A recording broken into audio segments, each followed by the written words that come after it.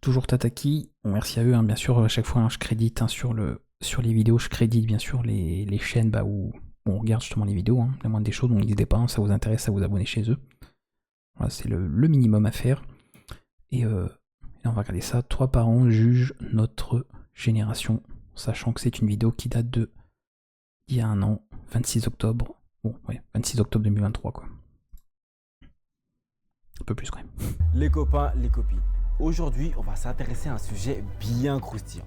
La différence entre les générations. Quand on mate la télé, on entend souvent les vieux dire que... Alors c'est devenu un métier, donc en 2017, de regarder des jeux vidéo et de les commenter. Est-ce que manger des pizzas, c'est devenu un métier? Ah oui, cette jeunesse, hein, on se demande vraiment qu'ils n'ont que ça à faire. Mais quand on voit les jeunes parler des vieux sur les réseaux, bah c'est pas forcément mieux. Tous ces gens-là, à la télé et tout, je leur souhaite juste de tendre la main à des fucking jeunes. Et ça me saoule de voir des gars bloqués à des postes décisionnaires, des gens importants qui sont nuls à chier dans ce qu'ils font. La coupe mulet hein, qui revient à la mode. Voilà, on rappelle au passage. Mais en vrai, entre nous, est-ce qu'il y a vraiment un clash entre les générations? Là, on va aller se promener dans les rues de Genève. On va demander à des gens de l'ancienne génération ce qu'ils pensent de la jeune génération. Bonjour. Allez, bonjour. Non, j'ai pas le temps. Bonjour. Excusez-moi de vous déranger. J'ai un rendez-vous. Pas de souci. Tu travailles pour la RTS?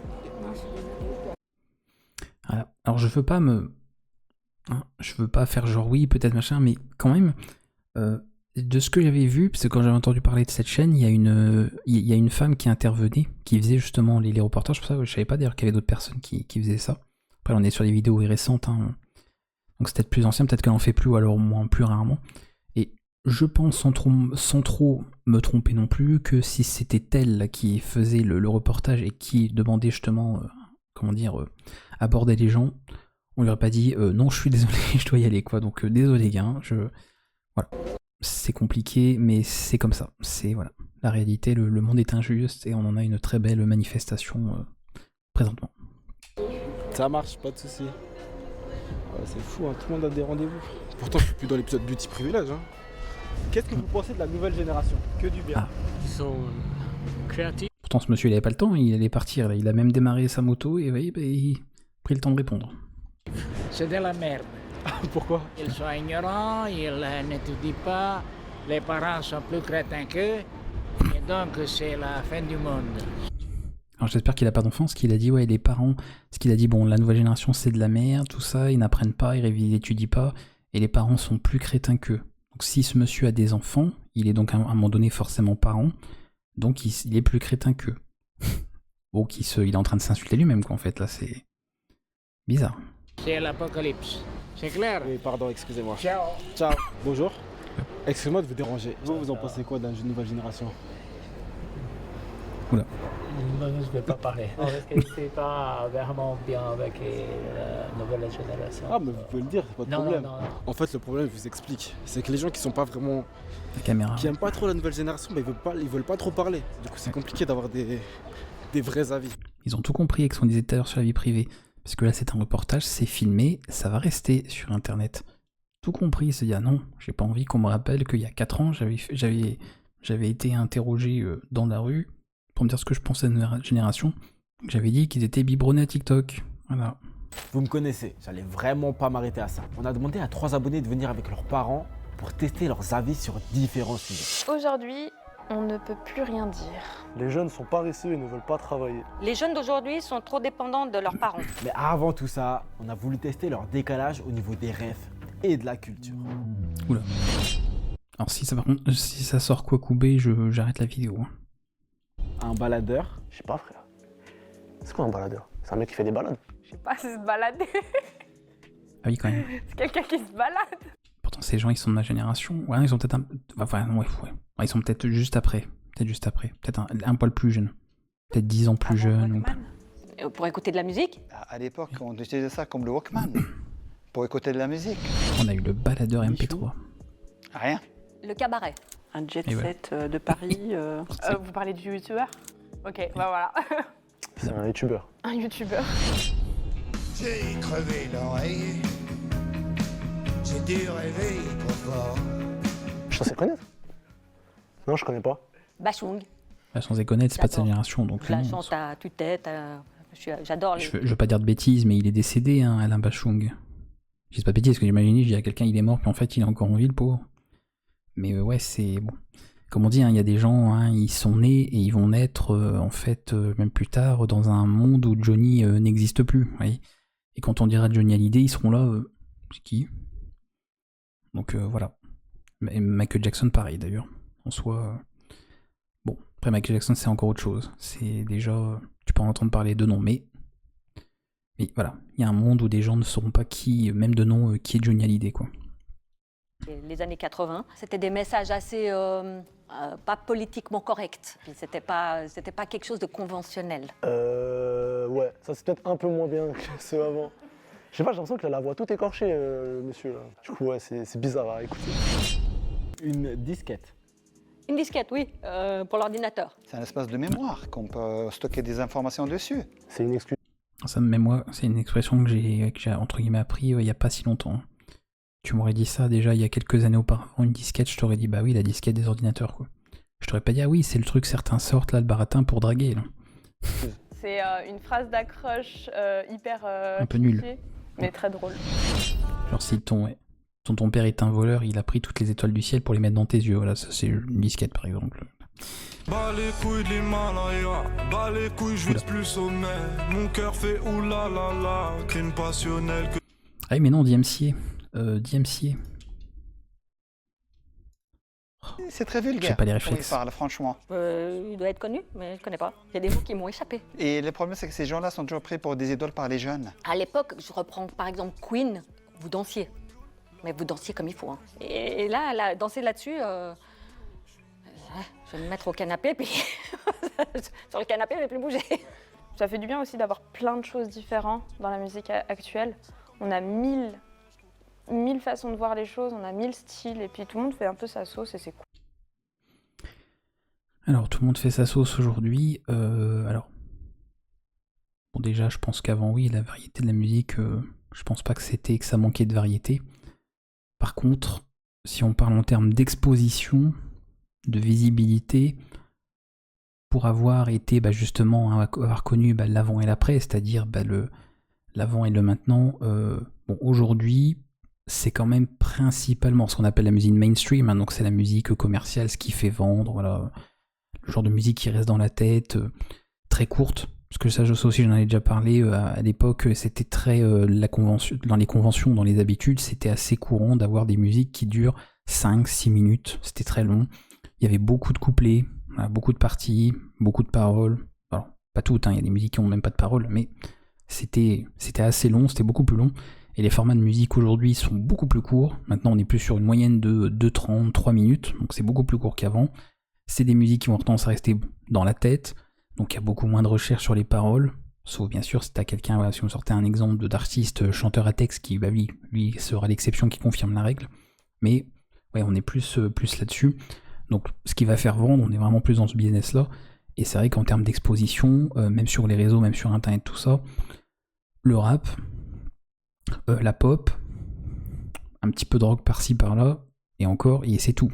Voilà, c'est en termes de visibilité, bon, on l'a vu encore la dernière fois qu'on a fait un react justement, dans les tendances YouTube, il y avait que de ça. Voilà, c'était rap et pop. Alors, je sais pas si on peut, tant qu'à faire, entre deux, je sais pas si on verra encore en musique. Voilà. Je connais pas la plupart de ces artistes, mais sans écouter les chansons, je sais, je peux vous dire, et si les gens connaissent, peut-être confirmons, si vous voulez, vous pourrez me confirmer ça dans les commentaires, voilà, que ce sont des artistes pop ou de rap, quoi. En plus, c'est bien ce que je vais dire, non, est-ce qu'il y a l'algorithme de YouTube, il va repérer soit par l'image, soit par ce que je dis à l'audio, et sous la vidéo, il va vous mettre les personnalités que j'ai citées. Donc je vais les citer, ça pour la description de la vidéo sur YouTube. Donc Aya Nakamura, Venwan, je sais pas si on dit comme ça, ISSX, Ladouille, Fresh Ladouille, Niax, donc là on est dans le rap, hein, clairement, HMZ, je pense que c'est du rap, Jaja et Dinaz, bon on connaît, voilà, Gambi, TKS 2G, Imra officiel, bon, DJ Snake bien sûr, Taïk, Hamza, Voilà, on retrouve voilà, Fresh Lado ici. Voilà, je pense que c'est assez clair. C'est assez clair. Là, par contre, je vois ça. L'image, c'est de la ouais, c'est musique. Epitaph Record, qu'est-ce que c'est que ça? Là, quand je vois ça, je me dis peut-être rock, metal, peut-être un limite. Mais c'est à cause du noir et blanc que ça peut être trompeur. Voilà, bon, on y a accès MIJ, Koffs, bon, rap. Oui, Renoir, bah, en plus, ouais, récemment, avec son décès. D'ailleurs, artiste que je connaissais pas, d'ailleurs, de nom avant d'entendre parler là. Voilà, donc je pense que c'est assez clair, quoi. Alors, il y a peut-être de la variété en musique. Ah, il y a Shakira quand même qui est là, d'accord. Mais c'est de la pop, hein, donc voilà. Voilà, enfin, bon. La représentation de la musique, l'exposition de la musique, la visibilité de la musique, aujourd'hui, ça tourne quand même principalement autour du rap et de la pop. Alors on peut rajouter, on peut dire oui, des fois il y a un peu de mélange, il peut glisser par-ci un petit truc de funk, tout ça, mais voilà, regardez la K-pop, bah, c'est de la pop, voilà, on tourne quand même toujours autour de ça.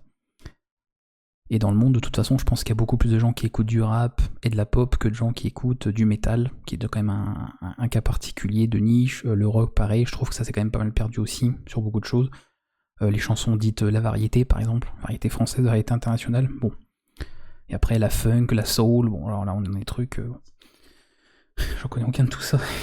Bah, moi qui aime bien le rock, c'est vrai que bon, c'est... Le rap c'est peut-être un des genres justement que j'aime le moins. Donc c'est vrai c'est compliqué quoi. C'est pour ça que là, bon, Aya je connais de nom, hein, voilà, ça je connais pas, ISS je connais pas, Niax je connais pas. Alors des fois je connais juste de nom, mais quand je dis je connais pas, c'est que voilà, je connais pas leurs chansons. Jaja, je connaissais Oh Jaja, donc pas ça, ça n'a rien à voir. HMZ, enfin voilà, c'est des noms que je connais pas.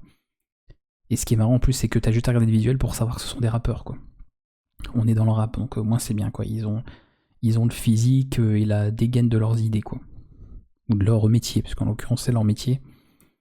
Donc voilà, on sait.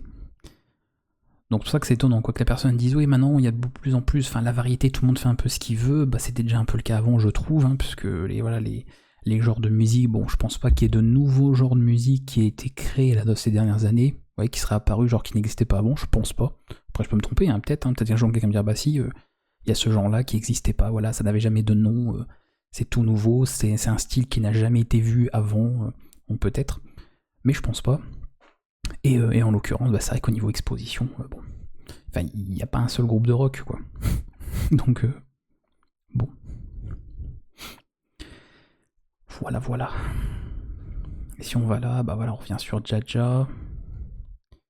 Qu'est-ce qu'on a en musique éventuellement? On va remettre, je pense qu'il va remettre les mêmes, ouais, donc non, il va remettre ouais, celle de... Mais God is a Weapon, ça sonne très metal ou rock, quoi, dans le titre. Ça fait un peu, vous voyez, sombre, quoi, c'est Falling Reserves. Puis on va me dire, bah non, en fait, c'est un rappeur. C'est un rappeur, c'est toi bien. C'est... Ok. Donc ouais, assez étrange ouais, d'entendre que maintenant on fait de tout, parce que c'est vrai que bon, il y a beaucoup de gens qui écoutent du rap, beaucoup de gens qui écoutent de la pop, et c'est plus compliqué de trouver des gens qui écoutent d'autres choses. Et très souvent, quand les gens bah, justement sont fans de rock, sont fans de tout ça, eh bien ils sont très très fans, sans pour dire que c'était sans pour jouer le ah c'était mieux avant, rien à voir, mais c'est surtout des gens bah, qui écoutent en fait des titres d'époque, voilà. Qui écoutent encore du Green Day, du Linkin Park, qui vont écouter du System of a Down, voilà. Beaucoup d'anciens groupes. Donc on n'est pas sur des groupes, il y a très peu de personnes qui vont citer des groupes récents. Et encore faut-il les connaître. Voilà, les groupes de rock récents, actuels. Ouais. Tu vois. Je crois qu'avant c'était un peu plus facile, où on était plus peut-être moins compliqué, ou moins de mots, je sais pas. Ah ça c'est sûr, oui. On est dans une société actuelle où les gens ne savent même plus de quel genre ils sont, de quelle identité de genre ils sont. Donc oui, ça pour le coup, je suis tout à fait d'accord de dire oui que c'est beaucoup plus compliqué de nos jours qu'à l'époque où voilà, les gens étaient quand même un peu plus sûrs. Là j'écoute beaucoup. PNL c'est très très fort. Et PNL à votre avis, est-ce que c'est du rock? Voilà donc... C'est le moment de comprendre et de nous confronter. En vrai, ça nous est tous déjà arrivé d'être à table avec une tante, un oncle, c'est du métal, je crois. Et que ça parte en débat parce qu'on pense ça, PNL, je connais. Tout pareil. Oui. Bah, les amis, on a voulu reproduire cette expérience. C'est un concept que tu as sûrement vu sur YouTube. Ici, on va... J'en ai même déjà chanté du PNL. Alors balancez des affirmations et on va voir s'ils sont complètement d'accord, plutôt d'accord, pas trop ou pas du tout d'accord. Les jeunes d'aujourd'hui sont trop sensibles. Bon, ben voilà. On va pas être d'accord, oui. Voilà. Je dirais plutôt fragile qui est sensible. Ouais, fragile, c'est vrai que ça. Je suis d'accord si c'est fragile. Ouais. Écoute. Sarah, t'es hyper sensible, c'est ça? Ah oui. Oui, oui, vous êtes, toi et beaucoup, hein, très très sensibles.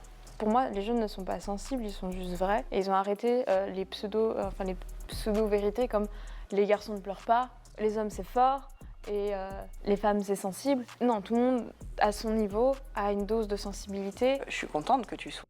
Ce qui aurait été bien pour le genre de questions, ce qui est intéressant, plus intéressant même d'ailleurs que la question, c'est déjà que les gens définissent pour eux, bon, même si ça a une définition bien sûr au départ qui ne discute pas, c'est les mots veulent dire quelque chose, mais quand on pose ce genre de questions, de demander d'abord aux gens pour toi, voilà, qu'est-ce que ça veut dire? Qu'est-ce que c'est en fait être sensible déjà? Parce que si les gens ne sont déjà pas d'accord sur la définition qu'ils donnent de ça, ça va être compliqué, voilà. Parce que là, comme il tourne la chose dans, comme disait justement cette fille, en fait, voilà, c'est pas être sensible que dire par exemple que bah oui, les hommes peuvent pleurer, quoi, que peut-être les générations passées on disait non qu'un homme ça pleure pas. Déjà c'est pas forcément le cas, hein, c'était pas forcément systématiquement ça. Après ça dépend de tout, hein, ça dépend des familles, ça dépend de tout ça. Il y a des familles où oui c'était mal vu, et pas que les hommes d'ailleurs, hein, c'est tout court, voilà. Il y a par exemple dans certaines familles, lors d'un enterrement par exemple, voilà, vous allez avoir des familles où il était très mal vu d'exprimer ta tristesse, de pleurer pendant l'enterrement. Ça pouvait être très mal vu parce que c'est comme si en fait tu renvoyais, tu attirais l'attention en fait sur ta douleur, voilà, et que ça avait donc ça créait quelque chose d'égoïste que tu devais garder pour toi, tu devais te cacher en fait pour pleurer. Et au contraire, dans d'autres cas, dans d'autres familles, c'était plus justement de devoir être beaucoup plus dans l'excentricité, de pleurer pendant un enterrement pour montrer voilà ta tristesse, montrer ta douleur. Parce que si tu ne le faisais pas, on pouvait te reprocher d'être quelqu'un d'insensible, qui n'a pas de cœur, qui n'éprouve absolument pas de tristesse, de souffrance à l'idée que la personne soit décédée et que tu sois là justement à son enterrement. Donc c'est pas qu'une question de, même si ça existe aussi, qu'une question de, on disait que les hommes ne devaient pas pleurer et que bah du coup c'était entre guillemets réservé qu'aux filles, quoi. C'est pour ça que c'est bien aussi de savoir demander aux gens comment ils définissent les choses, parce que pour moi, cet élément, donc par rapport à cette histoire de sensibilité, justement, c'est pas trop dans le sens du côté, bah, voilà, comme là par exemple, pleurer, ce genre de choses, le côté être empathique, ce genre de choses, c'est plus le fait que peut-être, à mon sens, ce que je remarque beaucoup, c'est que fut une époque où sur les générations d'avant, et pas forcément la mienne, hein, même encore avant la mienne, là pour dire déjà, parce qu'il y avait déjà des changements lors de ma génération, on acceptait plus facilement l'injustice de la vie en fait. Le fait que la vie soit injuste. Voilà. Qu'il y a des choses, on pourra faire ce qu'on veut, voilà, on pourra crier ce qu'on veut, on pourra proclamer, on pourra dénoncer ce qu'on veut. Il y a des choses qui sont ce qu'elles sont, qu'on ne pourra jamais changer, voilà, malheureusement, ou heureusement, je sais pas, selon les gens, qui sont ce qu'elles sont, parce que la vie est injuste en fait. Voilà. Et il y a peut-être certaines générations, après, peut-être pas, il y a peut-être des gens qui passent ça, mais j'ai quand même cette impression-là effectivement, d'une génération ou d'une époque où les gens acceptaient plus facilement ça, l'injustice de la vie sur beaucoup de choses. Attention, dire que la vie, après, d'avoir conscience de ça, ça veut pas dire qu'on comprend tout comme étant de la fatalité, hein, qu'il n'y a rien à faire, que vous voyez que dans la vie on peut rien faire de ça, c'est pas du tout ça, c'est juste de se dire, la vie est injuste, donc il faut faire avec en fait. Voilà. Parce qu'on pourra jamais changer ça. La vie est injuste. Ne serait-ce que par exemple l'endroit où tu nais. Tu nais quelque part, il y a des gens qui ont fait des études, il y a eu des études pour dire que selon l'endroit où tu as né naître, eh bien tu avais plus ou moins de chances d'avoir une bonne vie, d'avoir une meilleure situation financière plus tard, d'avoir accès à de meilleures études, tout ça. Donc il y a des gens qui ont théorisé, qui ont fait des études et de la recherche par rapport à ça. Donc ils ont joué sur ce facteur-là. Donc il y avait cette idée d'accepter ça, de se dire de toute façon, il y a un élément sur lequel on n'a aucune influence, on n'a aucun pouvoir, on pourra essayer de tout changer, de tout casser, de tout bouleverser, ça ne changera pas, ce sera comme ça, c'est comme si quelqu'un cherchait à se dire, bah tiens, on a besoin de manger pour survivre, je suis pas d'accord, donc je vais tout faire pour que qu'un jour l'être humain n'ait plus besoin de manger pour survivre. Vous voyez, ce serait aussi, entre guillemets, débile que ça, que de chercher à changer ça. Ça fait partie, c'est une condition, c'est un besoin, c'est comme ça. Fin. On peut être d'accord, pas d'accord avec ça, on peut vouloir que ça change ou pas vouloir. C'est comme ça. La vie est faite ainsi, donc on fait avec. Et l'ancienne génération était plus dans ça, dans l'acceptation de l'injustice qu'est la vie, parce que la vie est injuste. Voilà. Même bien de le dire en 2025, la vie est injuste. C'est comme ça. Là où on a plus ce sentiment que les générations actuelles et à venir, eh bien, se disent, bah non, attendez, la vie elle est injuste. Vous voyez, la vie elle est ou alors ils le disent pas forcément, ils vont exprimer des choses qui en viennent à la conclusion que, oui, bah en fait ce que tu me dis, voilà, au final, la conclusion de tout ça, c'est que la vie est injuste. Mais on le sait, en fait, on le sait. Donc tu pourras militer, tu pourras chercher à changer les choses, il y a des choses qu'on peut changer, voilà, en surface, il y a des choses qu'on peut changer à petite échelle, mais dans la globalité de la chose, la vie elle restera ce qu'elle est, la vie est ce qu'elle est, et elle restera injuste en fait. Et on a plus de mal dans les nouvelles générations à accepter ça, on essaye de changer, de créer le possible dans l'impossible, et de changer en fait l'injustice qu'il y a, alors qu'elle est, là où avant, bon bah voilà, on faisait avec ça, on agissait à notre échelle, parce que à notre échelle on a une influence, à notre échelle on peut faire quelque chose, et pour le reste, bah, de toute façon tu vas pas épuiser du temps et de l'énergie sur quelque chose sur lequel tu n'as aucun pouvoir. Et forcément, bah, ça crée un décalage entre ces générations-là de gens qui se disent mais arrêtez de vous plaindre, entre guillemets, arrêtez d'être trop, voilà, vous êtes trop sensible, parce que vous vous focalisez sur des détails de la vie qui sont ce qu'ils sont. Alors que nous, bah, notre génération, on met dans la place des anciennes générations, bah, on a fait avec en fait, hein, on a connu ça aussi, et on a fait avec, voilà, parce que c'est comme ça, point. Et on n'est pas forcément d'accord, mais c'est comme ça. Voilà, donc on fait avec ce qu'on a, parce que ça ne peut pas être changé, encore une fois j'insiste bien, c'est sur ce qui ne peut pas être changé, et on influe, on joue, on intervient, on agit sur ce qui effectivement peut être changé, sur ce qui peut être amélioré. Voilà, sur tout ça, on fait des choix et on prend des décisions sur ce qui est malléable, sur ce qui est changeable. Le reste, eh bien on fait avec parce que, oui, la vie est injuste, c'est tout. Pas comme ça. C'est pas un reproche. Mais je le prends pas comme ça. C'est juste que, voilà, nous, on n'a pas cette approche de la sensibilité. Vous êtes hyper sensible et d'autres, pas du tout. Ouais. Genre, il y a un gars qui se fait planter en pleine rue, ça va vous choquer 2 minutes. Et après, ça va. Et puis, par contre, si tu dis... Et vous voyez là, ils n'ont pas la même définition. Oui. Ils se représentent la sensibilité pas de la même manière. Mais alors ça, par contre, bon, madame, elle est une génération avant la mienne. Hein, ça aurait pu être peut-être presque ma mère ou quelque chose comme ça. Bon, là, on est dans de la psychologie. Hein, c'est l'être humain. Il se passe tellement de choses. Alors certes, on est peut-être plus sollicité aujourd'hui avec les réseaux, tout ça, sûrement plus qu'on ne l'était avant. Ça, il n'y a sûrement pas de doute là-dessus. Par contre, l'idée que les générations d'avant, dès que quelqu'un se faisait planter dans la rue, ça y est, ça le traumatisait pendant des mois, non.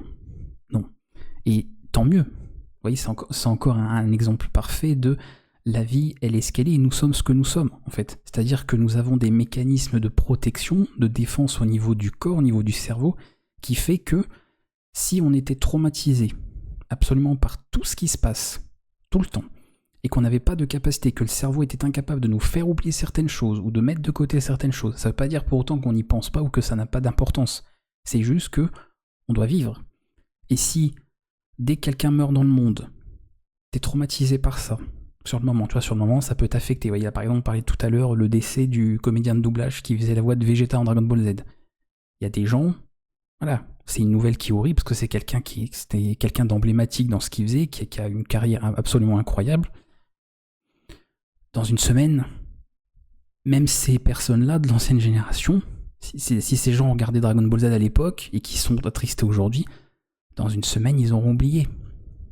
Ils seront plus sensibles à cette perte, en fait. Est-ce que ça veut dire qu'ils s'en fichent? Non. Est-ce que ça veut dire que ça n'a pas d'importance pour eux? Non. Est-ce que ça veut dire qu'ils n'y pensent plus? Non. Voilà. On a tous perdu, en tout cas, ou quasiment tous perdu des proches dans notre vie, tout ça.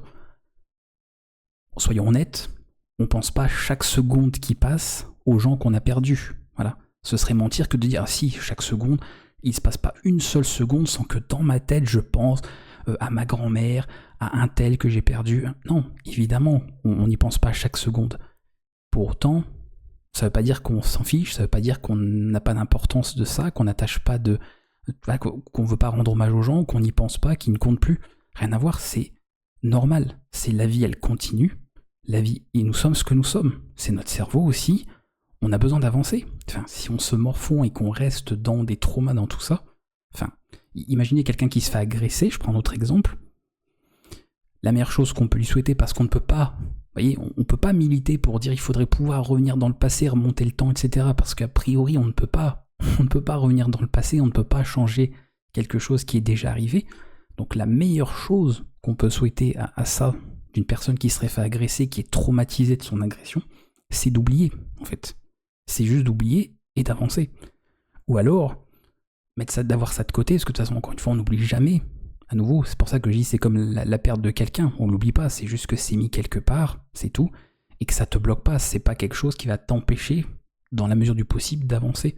Donc c'est toujours là, dans un coin de ta tête, mais la vie continue, en fait. C'est exactement pareil. Donc c'est marrant, quand même, l'histoire de... Ah mais avant, si quelqu'un se faisait poignarder, les gens auraient été traumatisés pendant... Non. Moi, mes parents, mes grands-parents, s'il se passait un drame, un attentat, un incendie, un meurtre, enfin n'importe quoi de gravissime, une guerre, enfin quand il y a eu la guerre au Kosovo, sur le moment les gens étaient oh là là, c'est horrible tout ça.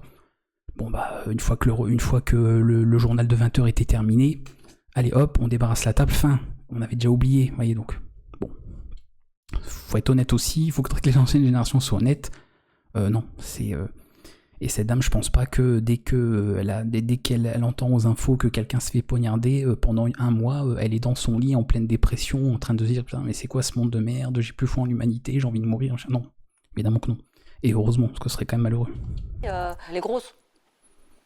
Maintenant, tu dis ça, tu te fais atomiser. Il faut pas choquer l'autre. Hein. Il faut pas heurter sa sensibilité. Mais à l'époque... Ouais, vous disiez les choses comme vous avez envie de les dire. Ah ouais, et puis c'était cru, hein. Je pense qu'on vit à une époque qui est plus... Ça, je suis d'accord aussi, oui. Mais ça, voilà, encore une fois, c'est le côté sensible, oui, sur les mots. Oui, si tu dis à quelqu'un gros, c'est pas une insulte, en fait, hein, c'est c'est une description. C'est exactement la même chose, puis bon, je suis quand même bien concerné pour en parler, pour le coup, j'ai le droit, j'ai la carte blanche. Enfin, c'est comme si tu disais à quelqu'un, cette blonde, ce grand monsieur, c'est un moyen de description comme un autre, voilà. Par contre, si tu dis sale gros, oui, ok, là oui, si t'es dans l'insulte, dans la moquerie, tout ça, c'est pas pareil. Mais si tu dis, bah tiens, voilà. Alors je sais que des fois à l'époque, c'est vrai qu'on... Puis en plus, pareil, elle ment, cette dame, elle ment, j'y pensais, parce que les anciennes générations, pardon, alors peut-être qu'ils le faisaient dans le privé, tout ça, ou autre, mais... Pardon, mais... Parce qu'elle prenait cet exemple de là, voilà, que s'il y avait quelqu'un de gros, on disait, bah tiens, gros à l'époque, et que maintenant si tu dis ça, on va te regarder avec des yeux, genre, mais attends, tu te rends compte, c'est de la grossophobie, machin, non. À l'époque, quand les gens parlaient de quelqu'un de gros, ils disaient une personne forte, vous voyez, une personne costaud. Enfin, vous avez sûrement déjà entendu, voilà, quelqu'un dire ça, des anciennes générations, on disait ça. On disait, bah tiens, ce mec, il est un peu costaud, elle est un peu forte. On disait pas... grosse, non, donc déjà, alors pourtant cette dame elle a pas 120 ans, hein, donc normalement ça, voilà, elle est concernée aussi. On disait pas, voilà, peut-être en privé, après je sais pas dans le privé, mais on disait pas quand tu t'adressais à des gens, ah t'as vu, voilà, ou cette dame grosse, tiens, la grosse dame de l'accueil, voilà, c'était pas... Donc c'était déjà même plus le cas en fait. On n'osait déjà plus dire ces mots-là parce que ça avait une connotation péjorative, parce que généralement, les gens qui veulent t'insulter ou se moquer, bah c'est le terme qu'ils vont employer. Sauf qu'encore une fois, bah, ça devrait pas en fait être vu comme une insulte parce que c'est une description en fait. Voilà, c'est quand on dit que quelqu'un est grand ou qu'il est petit, on l'insulte pas. Si la personne fait 1m50 alors qu'il y a des gens, que la moyenne des gens, des hommes c'est 1m70, tu vas pas dire qu'il est grand, celui qui fait 1m50. Bah non, parce qu'en plus tu mens, donc bah non, il est petit. Enfin, voilà, il y a pas d'insulte. Maintenant, si tu te moques de sa taille, c'est autre chose, évidemment. Si quelqu'un a une calvitie, tu l'insultes pas, il a une calvitie, si tu décris, c'est tout. Si tu te moques de sa calvitie, c'est autre chose. Mais on entend dire une personne charpentée, ouais, voilà. Ça en plus, ça je pense que c'est même d'encore avant, c'est peut-être même les générations encore avant, c'était oui. Voilà, ou le physique de rugbyman, par exemple, ou qui a une grosse carrure, tu vois, qui a des... Enfin, voilà, il y avait plein de manières de détourner ça, mais Enfin, moi, j'ai pas souvenir que les parents, grands-parents, ils disaient gros ou grosse, ils disaient jamais ça. Ils disaient, ouais, costaud, fort, il est un peu fort, elle est forte, voilà. Dans le sens, il est gros ou elle est grosse, voilà. Mais on n'emploie plus ces termes-là. Facile. Donc attention, 2 fois, madame, hein, que vous... C'est de la mauvaise foi, là. On fait passer les jeunes pour des gens, bon... Attention. Que les époques précédentes, et on a des vies plus... Genre moi, j'ai eu une vie plus facile qu'on... Ouais, vous disiez les choses comme vous avez envie de les dire. Ah ouais, et puis c'était cru, hein. Je pense qu'on vit à une époque qui est plus facile que les époques précédentes. Puis après, bon, c'est pas mal cru maintenant, c'est quand tu vas sur certains réseaux, puis que les gens, ils t'insultent, un de fils d'eux, bon... On est resté sur un langage cru, certains sont restés en tout cas sur un langage cru, donc ça n'a pas changé, ça va. Là-dessus, ils sont bien fidèles à eux-mêmes. Et on a des vies plus... Genre moi, j'ai eu une vie plus facile que toi, tu vois, déjà. C'est très souvent dans les milieux aisés que les enfants deviennent trop fragiles parce qu'ils ont l'habitude de tout avoir et au moins d'un problème, ils ne savent même pas quoi faire. Comme on a toujours dit, une vie dure fait naître des hommes forts. Une vie facile fait naître des hommes faibles. Aujourd'hui, on ne peut plus rien dire.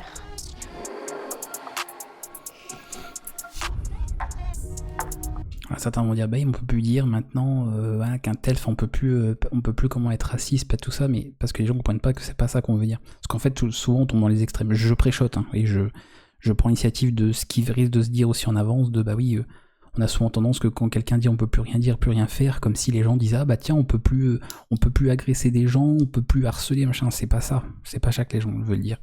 C'est que maintenant, même au niveau de l'humour, il y a des choses qui passent plus. Alors que quand même l'intérêt c'était de rire ensemble et de rassembler les gens, là où on a l'impression que dans une société où on veut ça, on prône ça, plus ça va, plus on est censé donc avoir des solutions et des armes pour le vivre ensemble, et plus les gens sont divisés. Enfin, mon sentiment, quand je vois, et pourtant voilà, j'ai que 34 ans, donc je suis pas, on n'est pas sur...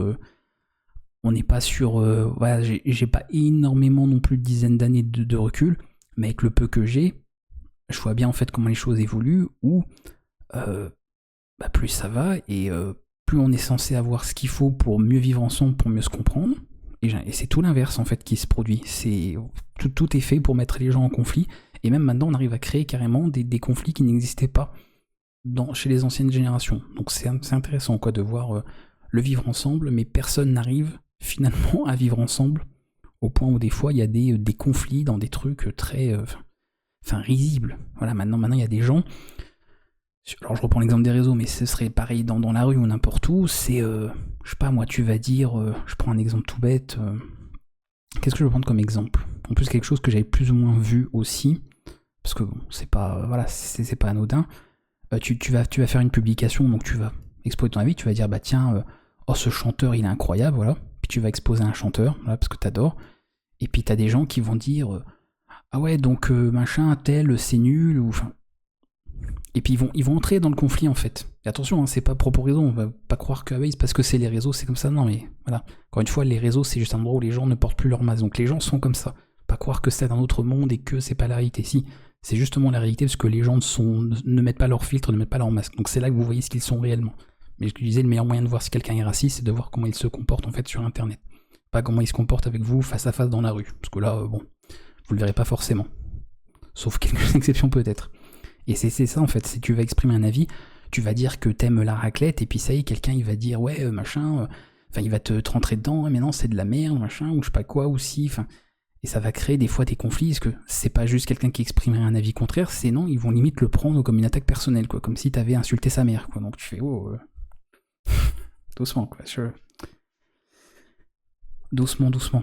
Et voilà, c'est sur plein de choses, quoi. C'est où tu vas défendre une opinion politique ou un avis sur quelque chose, et on va te mettre dans une case, donc on va te critiquer sur ton avis en disant ouais, donc du coup t'es comme ci, t'es comme ça. Ah ouais, du coup, tu soutiens ce génocide. Ah ouais, du coup, tu soutiens ces massacres. Alors que ça n'a pas du tout été dit, mais parce que les gens font des raccourcis, parce que si, parce que ça. Enfin, tu peux plus... voilà. Et c'est un peu ça, dans ce sens-là, dont les gens souvent parlent quand ils disent on peut plus rien faire, plus rien dire, c'est ça, en fait. Et ce qui est marrant, c'est qu'il y a des gens qui sont pas du tout d'accord avec ça. Quand on dit on peut plus rien dire, plus rien faire, c'est des gens qui disent non, je suis pas d'accord avec cette idée. Et c'est les premiers, quand ils expriment justement un avis, se rendre compte par eux-mêmes que oui, ils peuvent plus rien dire, parce que tu vas parler de ce que t'aimes manger, tu vas parler de ce que t'aimes voir au cinéma, et tu te fais limite insulter. T'as rien fait, voilà, t'as partagé quelque chose, Et on te dit, ouais, voilà, puis, ah, mais donc t'aimes pas ça? J'ai rien dit. J'aime ça, mais j'ai pas dit que j'aimais pas du coup le reste. Enfin, c'est un peu. Voilà. Bref. Là, tu dis, j'aime la pizza, et quelqu'un te dit, ah ouais, donc t'aimes pas la choucroute? Bon, je voulais partager voilà, mes goûts pour la pizza, mais j'ai rien dit sur la choucroute. Enfin, voilà. C'est trop bien le Japon. Ah ouais, donc voilà, ton pays, machin, tout ça, c'est quoi là? T'es pas patriote, t'es pas. Ouais. Bref. Ah bah, sûr que l'ancienne génération, ils seront, oui. Pas mal de fois, je me suis prise la tête avec les copains parce que je disais ce que je pensais et les choses comme elles sont. Et puis aujourd'hui, oulala, on peut plus dire ce qu'on pense. Non mais regarde, rien que ta sœur. On rigolait parce que j'ai dit un ping-pong, et un ping-pong pour nous c'est un chinois, enfin c'est pas quelque chose de... Mais c'est pas méchant. Parce qu'il jouait beaucoup. Attention, parce qu'elle pourrait dire que c'est du racisme, mais elle rit, alors du coup elle est complice. Attention. Attention. Ping-pong à l'époque, et puis on regardait ça à la télé, des gens qui... C'était qui? C'était les Chinois, qu'est-ce que tu veux que je te dise? Elle l'a super mal pris. Ouais. Tout porte à polémique, c'est très dommage. C'est pas qu'on peut plus rien dire, c'est qu'on peut faire attention à blesser personne. Alors je suis d'accord, hein, on n'a plus le droit de faire des blagues, on n'a plus le droit...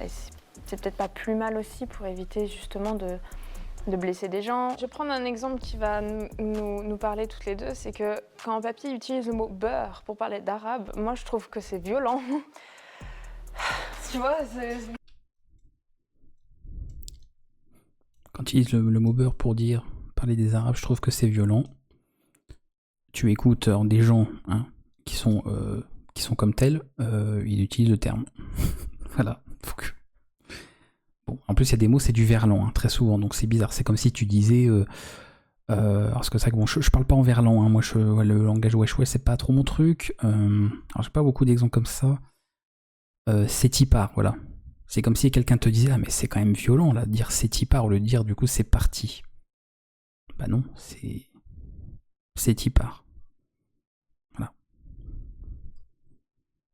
Donc, je sais pas.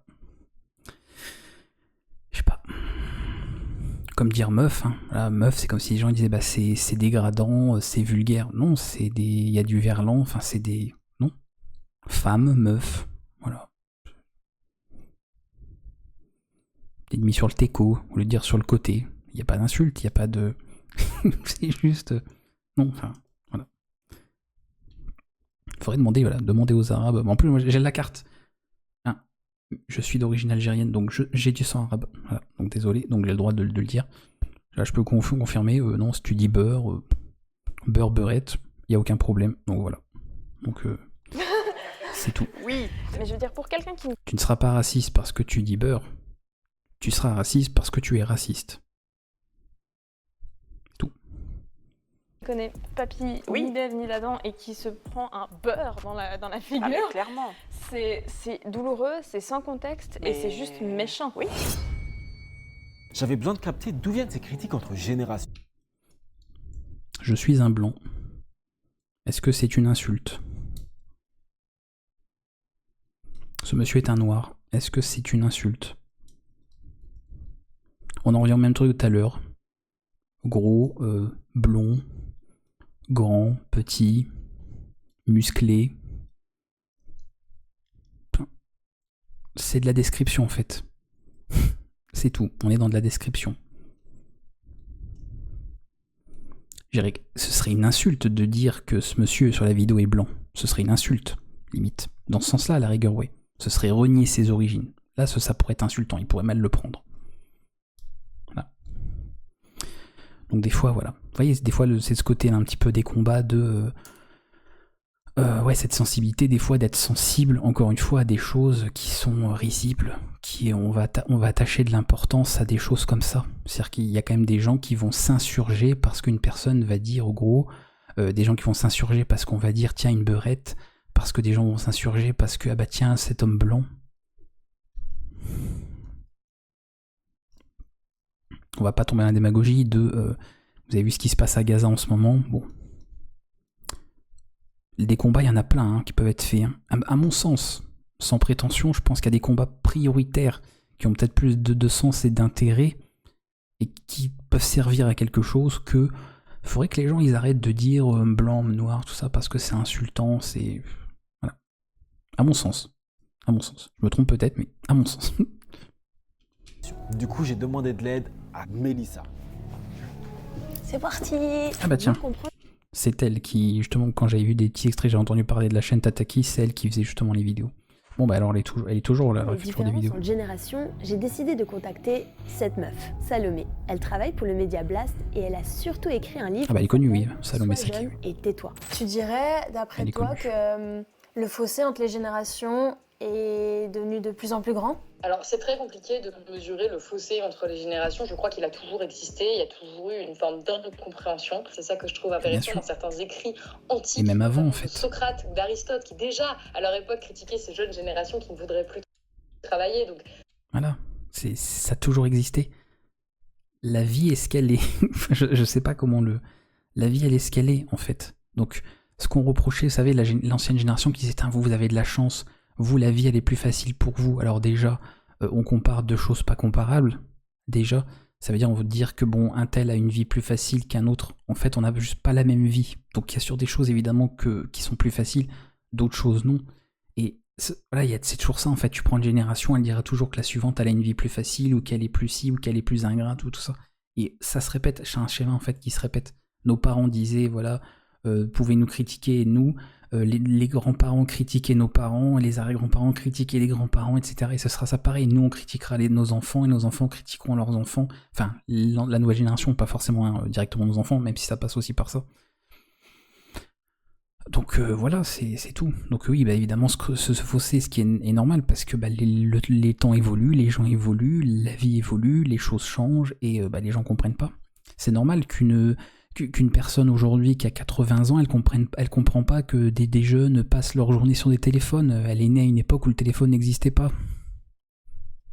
Donc évidemment qu'elle ne peut même pas s'imaginer en fait l'apport que ça peut avoir, le plaisir qu'il peut y avoir à ça. Connaît pas.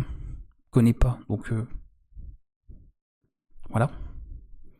Personnellement, je vois pas le plaisir qu'il y a à se, comment dire, à boire au point d'être bourré.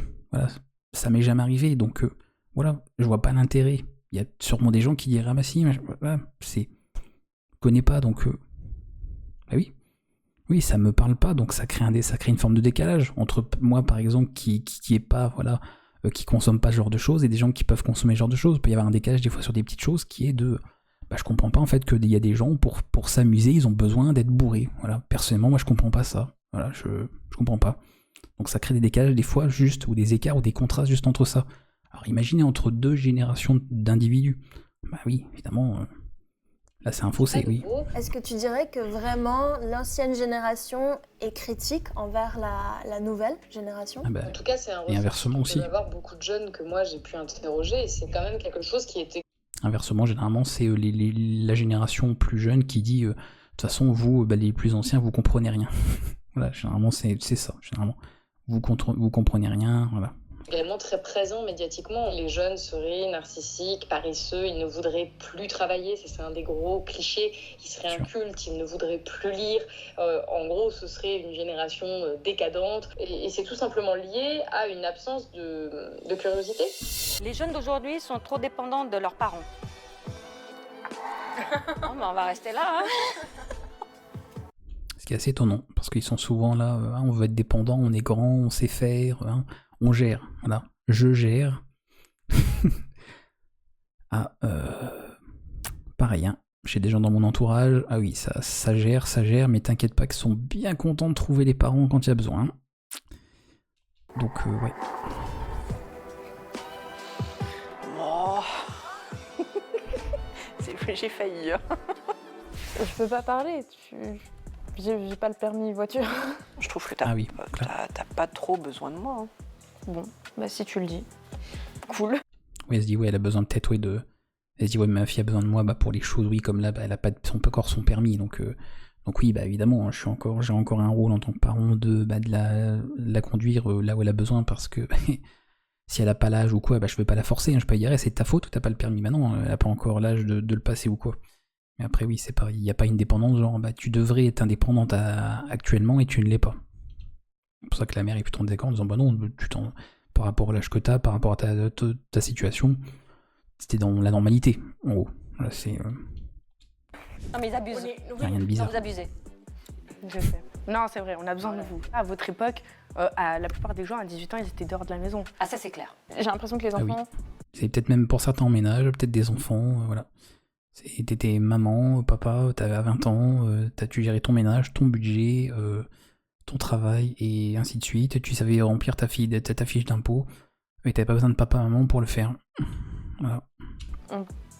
Moins ce besoin de fuir leurs parents, c'est juste ils les quittent, parce que c'est la vie, mais ils les fuient moins. Je pensais pas que tu serais aussi d'accord avec. Avec moi, avec la trajectoire de vie que j'ai prise, je suis encore dépendant de vous pendant plusieurs années, tu vois. Moi, par exemple, dans mon cas, juste que comme je vais étudier, j'ai pas d'intérêt à partir plus tôt, quoi. Ça me rajouterait des difficultés pour rien. Moi, je pense qu'il n'y a pas de prise de risque. Ouais, et puis les parents souvent veulent pas maintenant le contexte actuel de tu te dis en tant que parent si tu peux le gérer bien sûr financièrement etc, te dire je préfère que mon gamin retarder le plus longtemps possible le moment où il va dans la galère parce que je sais qu'il va galérer, et encore une fois vous voyez on tombe dans un truc où c'est pas de toute façon essayer de entre guillemets de changer ça, parce que de toute façon c'est ce que c'est que toi à ton échelle tu pourras pas changer en fait la société dans sa globalité, de permettre que t'aies plus à payer de loyer, tout ça, ce serait utopique d'imaginer que oui, non mais bien sûr, je vais mener des combats, des batailles, et qu'un jour on va pouvoir être logé gratuitement, on paiera plus d'électricité, on paiera plus d'internet, on mangera gratuitement absolument, il y aura même plus de troc, non, c'est vraiment tu iras dans un magasin, tu feras tes courses, et puis tu paieras rien, tu partiras comme ça, c'est la fête, tu utiliseras ton électricité, ton eau, on ne demandera rien, tu logeras un petit peu où tu veux, etc. Tu diras ça c'est chez moi pour moi, hop, je suis propriétaire fin, j'ai aucun compte à rendre à personne, pas d'impôt, et puis j'ai accès, je consomme, etc. Voilà, ce serait impensable d'imaginer pouvoir, même en disant mais peut-être tu vois petit à petit on va finir par changer le monde, voilà, de se dire on va y arriver, non, c'est la société elle est ce qu'elle est, voilà, c'est comme ça, donc on fait avec, mais certains parents qui peuvent, oui, comme ils savent de toute façon que ça arrivera et qu'on ne cherche pas à changer ça parce qu'on ne peut pas, parce que la vie est injuste et c'est comme ça, on essaye de permettre à notre enfant de se mettre un maximum de chances de côté, donc sous-entendu d'avoir peut-être son permis, sa voiture si possible, d'avoir un peu d'argent de côté, d'avoir trouvé un boulot, etc. Et éventuellement par la suite de l'aider un petit peu pour payer ses premiers loyers, tout ça, pour l'intégrer dans la société, pour en parler, et lui permettre de démarrer du bon pied. Pas dire ton gamin du jour au lendemain, c'est bon, t'es en âge, allez, recherche de logement, tu le trouves pas, t'es à la rue quoi. Voilà, tu vas commencer ta vie d'adulte en tant que SDF. Ça donne pas beaucoup confiance pour la suite de ta vie. Là où, si tu prends le temps d'avoir un logement, d'avoir ton permis, ta voiture, tes parents disent on te paye tes 3 premiers mois de loyer, tu t'installes tranquille, ça t'as pas ce stress là. Après par contre tu te gères, voilà, si t'as besoin d'aide, on t'aidera, si t'as des questions, ça quoi que ce soit, on t'aidera, on te laisse pas dans la nature, mais après tu te gères, voilà. Tu es un adulte, tu te gères. Donc c'est normal quand tu as la possibilité de le faire en tant que parent. Et pour moi, ça fait partie de toute façon du devoir de parent. C'est-à-dire de ne pas... on ne coucoune pas les enfants. Le but, c'est pas de leur dire « Non, mais non, la vie est trop dure, vas-y, on te paye tout. » Non, surtout pas. Mais ça veut pas dire pour autant que, allez, la fosse au lion, ça a 18 ans, dégage. Et puis, débrouille-toi, quoi. Tu chasses ton animal. Voilà. Et puis, c'est que le meilleur gagne, quoi, finalement. Ou de pas oser. De pas oser. Les jeunes sont paresseux et ne veulent pas travailler.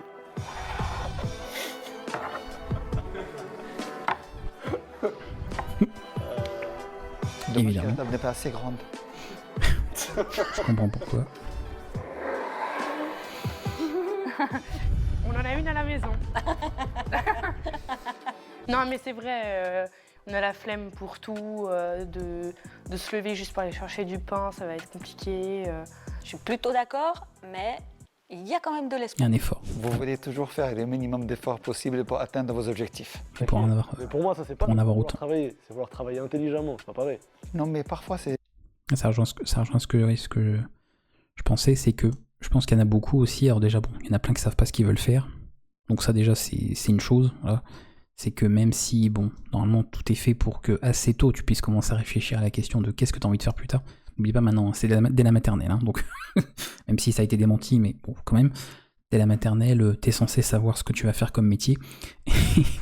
Et oui, donc déjà il y a ça, et puis après, encore une fois, c'est en fait le sens du travail, en fait. Juste ça, de se dire déjà, bon, la société dans ce qu'elle est, de dire que bah oui, tout être normalement constitué, comme la vie est injuste, encore une fois, et qu'on est dans des générations où ils sont beaucoup plus sensibles à ça, à l'injustice de la vie, et aimeraient que ça change, ils aimeraient en fait que le monde soit complètement différent, soit un monde nouveau, qui ne peut pas arriver, mais ils veulent quand même ça, ils visent à cela. Donc, bah oui, travailler pour quoi faire. Comme certains, voter pour quoi faire. Ça tombe pareil. Pourquoi faire, en fait. Voter pour une réforme, on dit non, bon bah c'est oui. Bah oui, donc il y a certains... voilà. Et c'est pas tant, voilà, pour le coup... Alors il y en a, hein, forcément il y a de tout. Évidemment qu'il y en a qui ont pas envie de bosser. Bien sûr, dans l'eau, il y aura des gens, oui... Et pas que des jeunes, hein, des adultes aussi, qui se disent bah non, dans ma vie, j'ai envie de passer mon temps à jouer à la PlayStation et j'ai pas envie d'aller bosser. Bien sûr que ça existe, hein, on peut toujours trouver des personnes qui, s'ils peuvent ne rien faire, et quand je dis ne rien faire, c'est ne rien faire. C'est pas juste d'avoir du coup du temps libre pour faire autre chose, non, c'est rien faire, c'est vraiment glander. Tu fais rien de productif, de créatif, d'instructif, non. T'es dans ton canapé, tu fais rien. C'est vraiment, c'est la fête. C'est-à-dire que même en vacances, tu ferais peut-être plus que si tu ne faisais rien là. Et voilà, il y a des gens là, mais beaucoup, bah c'est ça, c'est que si t'as pas de sens dans ce que tu fais, encore une fois, bah il n'y aura pas de motivation. Et les personnes qui, avant même de commencer à travailler, en fait, ils voient de par le biais de leurs parents ou de la société de manière globale ce qui est la vie. Et t'as pas envie, en fait. T'as pas envie de découvrir tes premiers problèmes d'argent, tes premières découvertes, et de voir que t'as bossé tant, t'as touché tant d'argent, mais voilà, et au niveau des cotisations, tout ça, il y a tant qui t'est prélevé par rapport à le salaire que tu devrais normalement toucher, et qu'ensuite après ça, tu as tout sur quoi tu es taxé dès que tu fais tes courses, la TVA, dès que s'il y a ça, les taxes, les cotisations, tout ça, et qu'en plus tu auras des impôts peut-être à payer si t'arrives à un certain plafond. Donc certains, bah pourquoi faire? En fait, voilà, ça les saoule, ils ont la flemme en fait avant de commencer, mais vous voyez, il y a pas de... Parce que des fois les gens pourraient dire, mais en fait ça n'a aucun sens, ou ils n'ont pas de raison, voilà. Si, ça s'explique, c'est que des fois en fait, non, ils ont pas tort de dire oui, que la vie est injuste, ou que la vie est compliquée, tout ça, parce qu'on le sait, bien sûr que la vie est compliquée, est injuste aussi. Le truc c'est que bah, c'est pour tout le monde pareil, même s'il peut y avoir des écarts, mais c'est pour tout le monde pareil, on vit quand même sur la même planète. Il faut faire avec, et que bah, il faudra y passer en fait, parce que tu peux pas te morfondre et puis rester là voilà, pour le coup, autant on peut pas changer les choses sur lesquelles on n'a pas d'influence. À l'inverse, il y a des choses en fait où tout est régi par tes choix. Voilà. Sur beaucoup de choses, de toute façon, on a toujours le choix en fait. En soi, on a toujours le choix de ce qu'on fait à notre échelle. On a toujours le choix. On peut toujours après rejeter la faute sur la société, sur un tel. En réalité, tout ce qui nous arrive à notre échelle, c'est de notre faute, que ce soit positif ou négatif. Donc, tu devras passer par là, et c'est plus dans ce sens de, s'il y a des jeunes paresseux, de prendre conscience de ça, et de les aider par rapport à ça, sur le fait de trouver un sens à leur vie, trouver un sens à ce qu'ils font, et que oui, comme disait justement ce gars, c'est pas qu'on veut pas travailler, c'est qu'on veut travailler intelligemment. Donc, si je traduis autrement, on veut que ça ait du sens, parce que on travaille pour vivre. On travaille, on sacrifie du temps de vie pour débloquer des fonds, d'accord, gagner de l'argent, et cet argent nous permet de consommer, nous permet de vivre, d'avoir un pouvoir d'achat, et d'améliorer notre confort, d'améliorer notre vie, de tout rendre ça agréable. Si tu vis pour travailler, à quoi bon? Tu nais, tu travailles, jusqu'à ce que tu meurs, à quoi bon? Et tu veux aussi éviter de faire des choses. Non, c'est pas pareil. Si. Tout ce que tu peux éviter, tu l'évites. Si c'est pour arriver au même résultat, ouais. Non, parfois c'est juste pour ne pas faire la chose. Ouais, c'est pas pour atteindre un objet. Je parle de tâches ménagères, on parle de travail. Là. Je sais pas pourquoi je me dis, ça se trouve, il lui dit ouais, en fait, quand je te dis de passer l'aspi là le week-end, tu dis non, mais j'ai pas envie, pas le temps. Oui, bon, faut pas tout mélanger, monsieur. Non, on parle. Ça, autant je peux comprendre qu'il cherche un sens à ce qu'il veut faire plus tard au niveau métier, autant où je serais pas surpris que quand on lui dit faut aider là pour les tâches ménagères à la maison, bon, non, je dors encore, c'est le samedi là, non, je dors. Non mais il est 14h là. Ouais, je veux encore un peu, je fais grasse mat. Mais on est l'après-midi là. Ouais, mais bon, je fais la grasse après-midi. En général. T'es prête pour la prochaine affirmation? Les jeunes sont paresseux. C'est faux. C'est complètement faux. On trouvera toujours un jeune qui peut être paresseux, votre petite nièce, votre frère, votre cousin, mais les jeunes globalement ne sont pas paresseux. Les jeunes travaillent dans des conditions extrêmement difficiles et les jeunes sont confrontés à des difficultés socio-économiques inédites aujourd'hui. Tiens, on entend souvent aussi le discours de « c'était mieux avant ». T'en penses quoi?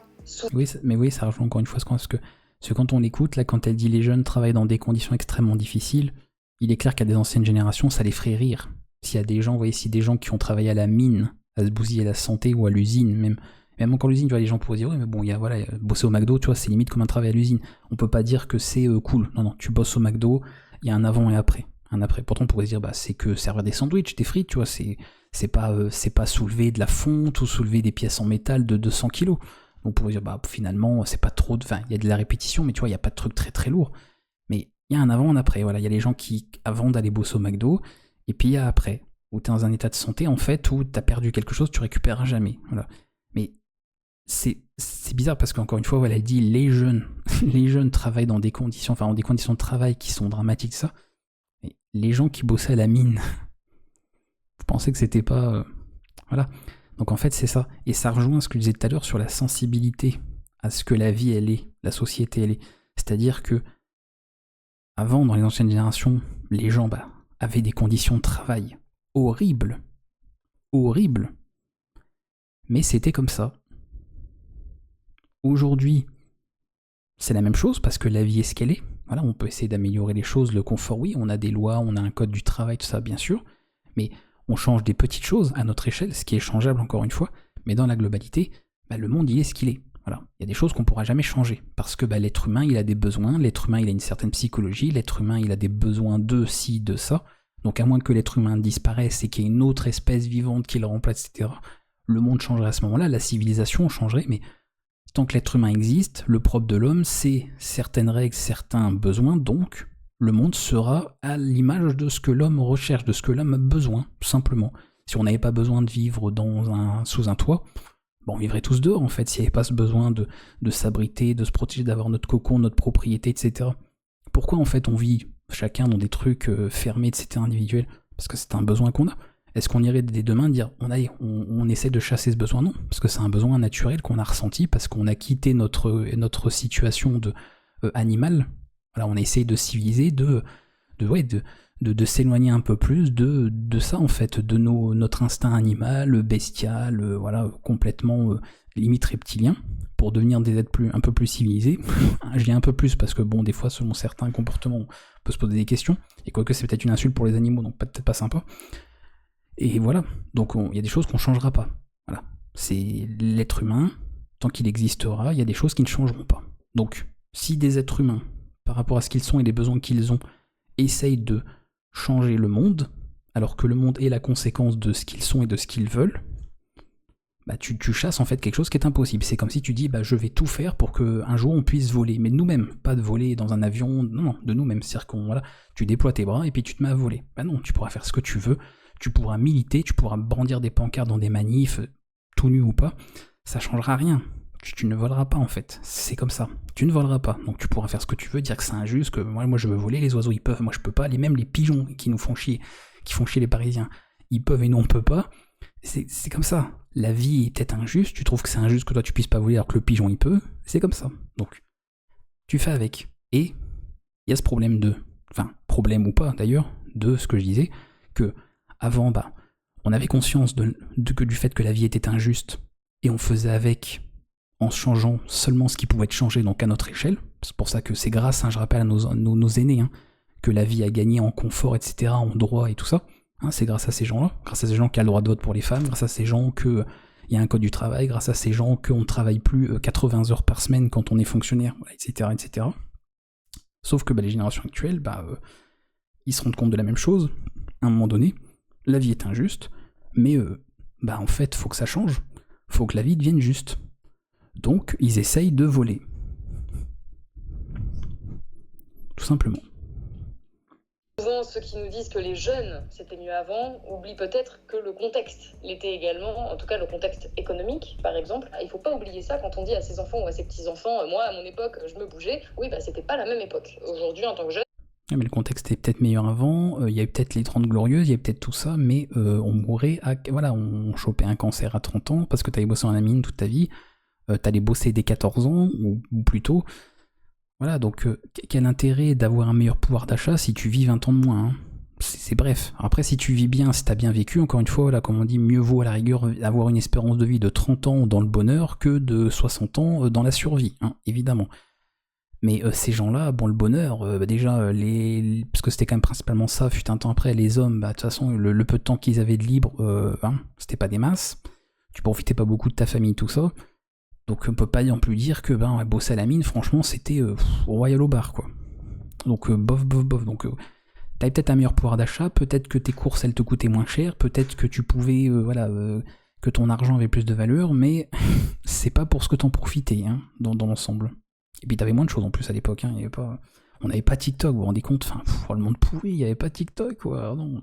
C'est beaucoup plus difficile d'accéder à un emploi avec une certaine sécurité que ça ne l'était à l'époque de nos parents, voire évidemment de nos grands-parents. Donc ça, c'est pour le contexte économique. Par contre, de dire que tout était mieux avant et que c'était parfait, que c'était une époque rêvée, je pense que ce serait une erreur également. Par exemple, moi en tant que femme, je suis contente de vivre dans les années 2020 plutôt que dans les années 70. Comment, selon toi, on pourrait se réconcilier ou en tout cas réduire le fossé, les tensions entre générations? Il faut quand même considérer ces nouvelles générations. Si on pense que ces jeunes sont tous incultes et stupides et paresseux et égoïstes, on n'a peut-être pas trop envie de les aider, alors que si on prend conscience de leur réalité et surtout du danger qu'ils encourent, parce que c'est vraiment de ça dont il est question aujourd'hui, peut-être, en tout cas j'espère, moi j'en fais le pari, qu'on peut marcher main dans la main et qu'on doit marcher main dans la main pour trouver des solutions. En gros, pas tous les jeunes pensent pareil et pas tous les vieux pensent pareil. On a pris l'habitude de se critiquer entre générations parce que c'est un vieux schéma qui se répète encore et encore. Je pense qu'il ne faut pas oublier que ce qu'on pense est souvent lié à ce qu'on vit ou ce qu'on a vécu. Alors profitons du meilleur de chaque génération, c'est comme ça qu'on avance vraiment. Oui, je sais, ça fait philosophe. Et toi, est-ce que tu te sens en décalage avec les autres générations?